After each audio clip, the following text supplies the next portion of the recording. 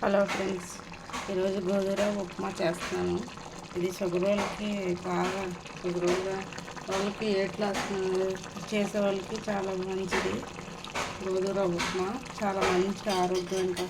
ఇది చూడండి, ఇదిగోండి ఉల్లిపాయలు, పచ్చిమిరపకాయలు, అల్లము, కరివేపాకు అన్నీ చక్కగా వేగించేసుకొని తాలింపులు ఏడుశనగలు వేసుకొని తాలింపులు వేసుకొని వేగించాక గ్లాస్ రవ్వకి ఒక పావుసేరు లోటా నీళ్ళు పోసాను. గ్లాస్ రవ్వ పోసే నేను ఉప్మా చేస్తున్నాను. ఇది చాలా మంచిది పిల్లలకు కానీ ఎవరికైనా సరే.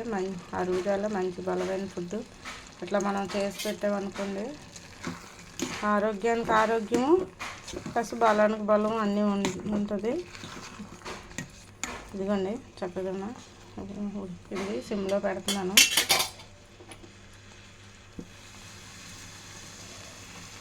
రోజు ఒకే టిఫిన్ అంటే పిల్లలకు బోర్ కట్టుకొని ఒకరోజు అట్టు, ఒకరోజు ఇడ్లీ, ఒకరోజు ఉప్మా. నేను బొంబాయి రవ్వ కూడా చేస్తాను, కానీ ఇది షుగర్ ఉన్న వాళ్ళకి బాగా పనిచేస్తుంది. చూడండి, కొంచెంసేపు మూత పెడితే మగ్గిపోద్ది. దాంట్లోకి పండుమిరపకాయ పచ్చడి నంచుకొని తింటే చాలా బాగుంటుంది. పండుమిరపకాయ పచ్చడి మనము తయారు చేసుకునేది పెడితే నంచుకుంటే చాలా బాగుంటుంది.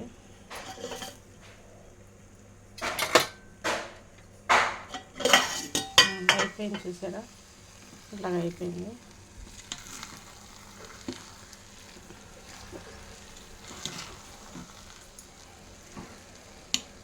గోధుమ రవ్వ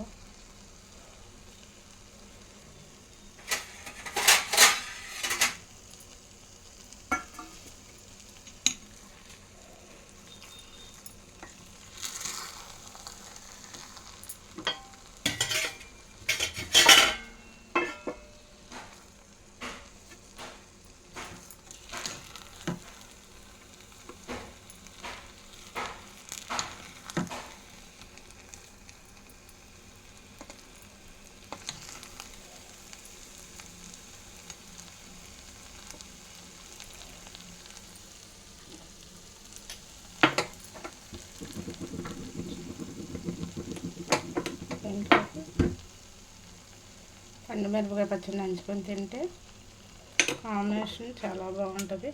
ఇదిగో ఫ్రెండ్స్, చూడండి,